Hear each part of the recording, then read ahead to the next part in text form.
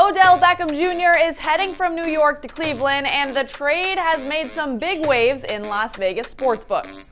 According to Westgate, the Browns now have 14-1 odds to win the Super Bowl. They opened at 30-1.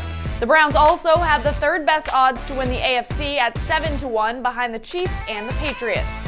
Speaking of the Chiefs and the Patriots, the two rivals still have the best odds to win the Super Bowl at 6-1. The Rams and Saints are not far behind at 8-1, meaning the Browns have the fifth best odds.